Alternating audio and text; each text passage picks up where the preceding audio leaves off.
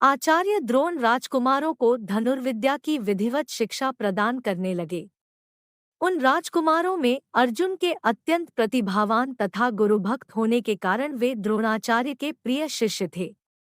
द्रोणाचार्य का अपने पुत्र अश्वत्थामा पर भी विशेष अनुराग था, इसलिए धनुर्विद्या में वे भी सभी राजकुमारों में अग्रणी थे, किंतु अर्जुन अश्वत्थामा से भी अधिक प्रतिभावान थे।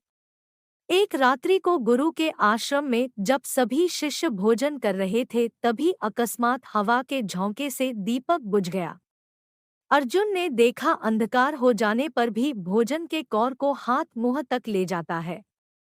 इस घटना से उन्हें यह समझ में आया कि निशाना लगाने के लिए प्रकाश से अधिक अभ्यास की आवश्यकता है, और वे रात्रि के अंधकार में निशाना लगाने का अभ्यास करना आरंभ कर दिया। गुरु द्रोण उनके इस प्रकार के अभ्यास से अत्यंत प्रसन्न हुए। उन्होंने अर्जुन को धनुर्विद्या के साथ ही साथ गदा, तोमर, तलवार आदि शस्त्रों के प्रयोग में निपुण कर दिया। उन्हीं दिनों हिरण्यधनु नामक निषाद का पुत्र एकलव्य भी धनुर्विद्या सीखने के उद्देश्य से द्रोणाचार्य के आश्रम में आया नहीं किया, किंतु निम्न वर्ण का होने के कारण द्रोणाचार्य ने उसे अपना शिष्य बनाना स्वीकार नहीं किया। निराश होकर एकलव्य वन में चला गया। उसने द्रोणाचार्य की एक मूर्ति बनाई और उस मूर्ति को गुरु मानकर धनुर्विद्या का अभ्यास करने लगा। एकाग्रचित्त से साधना करते हुए अल्पकाल में ही वह धनुर्विद्या में अत्यंत निपुण हो गया।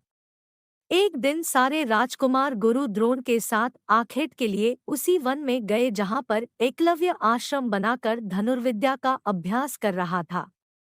राजकुमारों का कुत्ता भटककर एकलव्य के आश्रम में जा पहुंचा।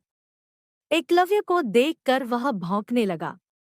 इससे क्रोधित होकर एकलव्य ने उस कुत्ते अपना बाण चलाकर उसके मुंह को बाणों से भर दिया। एकलव्य ने इस कौशल से बाण चलाए थे कि कुत्ते को किसी प्रकार की चोट नहीं लगी, किंतु बाणों से बिंध जाने के कारण उसका भौंकना बंद हो गया। कुत्ते के लौटने पर जब अर्जुन ने धनुर्विद्या के उस कौशल को देखा तो वे द्रोणाचार्य से बोले, हे गुरुदेव, इस कुत्ते के मुंह में जिस कौशल से बाण चलाए गए हैं, उससे तो प्रतीत होता है कि यहाँ पर कोई मुझसे भी बड़ा धनुर्धर रहता है।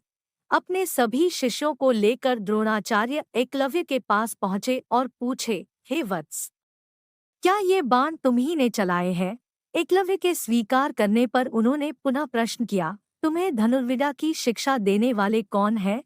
एकलव्य ने उत्तर दिया, गुरुदेव, मैंने तो आपको ही गुरु स्वीकार करके धनुर्विद्या सीखी है।